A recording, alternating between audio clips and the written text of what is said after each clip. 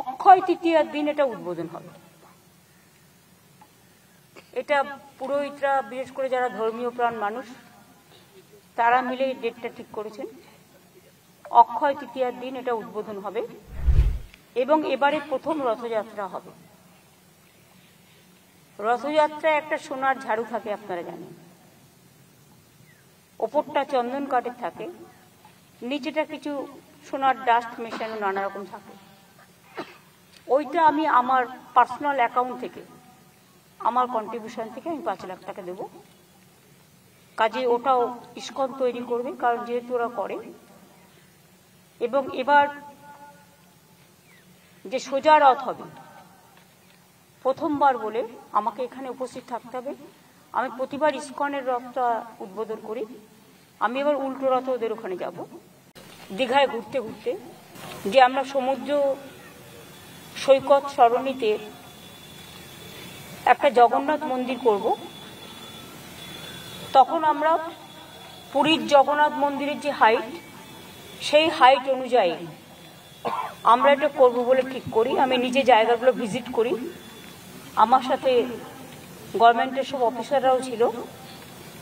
সেদিনের চিন্তাভাবনার জোরে আজকে 3-4 বছর টাইম লেগেছে এই এত সুন্দর একটা জগন্নাথ মন্দির, জগন্নাথ ধাম তৈরি করতে।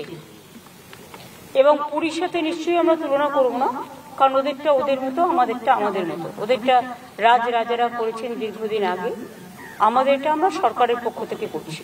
টোটাল টাকাটাই সরকারি। জায়গাটা অনেক বেশি আছে, এখানে প্রায় 20 একর জমি আছে। ভোগঘর আলাদা আছে, স্টোর রুম আলাদা আছে, গেস্ট রুম আলাদা আছে, বিশ্রাম নেবার জায়গা আলাদা আছে। পুজো দেওয়ার জন্য পুজোর ডালা ঘর তৈরি হবে এবং সেলফ হেল্প গ্রুপের কিছু মেয়েকে লোকাল জিনিস বিক্রি করে দেওয়ার ব্যবস্থাও হবে, পাশে হবে। সেটা তৈরি হবে আস্তে আস্তে। আমরা এখনো পর্যন্ত প্রায় 250 কোটি টাকা খরচা করেছি। আরো হয়তো কিছু খরচা করতে হবে, কারণ মাসির বাড়ির ওদিকটাও আমাদের আরেকটু ডেভেলপ করতে হবে, ঘাটটাও ডেভেলপ করতে হবে।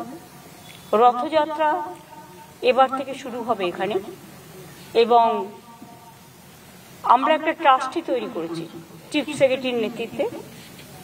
তাতে জেলা শাসক, এসপি, সনাতন ধর্মের যে সভাধিপতি, ইস্কনের যে পশ্চিমবাংলার চার্জে রাধারমন বাবু আছেন, তাছাড়াও পুরীর দৈত্য, তারপরে মাসির দেব মন্দিরে যে পুজো করতেন জগন্নাথ দেবের এখানকার লোকাল সনাতন ধর্মের লোকেরাও কিছু ডালার দোকান করবে।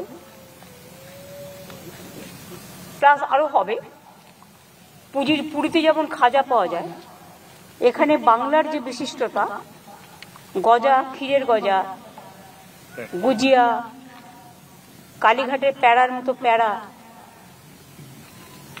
এই সবগুলো বিক্রি হবে। পুজো টুজো দেওয়ার জন্য যে অ্যারেঞ্জমেন্ট, তার জন্য অনেকগুলো ঘর তৈরি করে দেওয়া হবে। সেটা ট্রাস্টি বোর্ড দেখে নেবে। ডিএম এর উপর দায়িত্ব দেওয়া আছে, এসপি আছে, সবাই আছে, ডিজি আছে, সিএস আছে, হিটকোর সবাই আছে যারা এটা তৈরি করেছেন, চিফ ইঞ্জিনিয়ার আছে। ট্রাস্টি বোর্ডের সকলেই মেম্বার থাকছেন। আমরা আশা করি আর 3 মাসের মধ্যে এটা সম্পূর্ণ কমপ্লিট হয়ে যাবে। মার্বেলের মূর্তি অলরেডি তৈরি হয়ে গেছে, জগন্নাথ, বলরাম, সুভদ্রা। নিম কাঠের মূর্তিটা তৈরি হচ্ছে, কারণ ওটাকে সামনে রেখে পুজোটা হবে।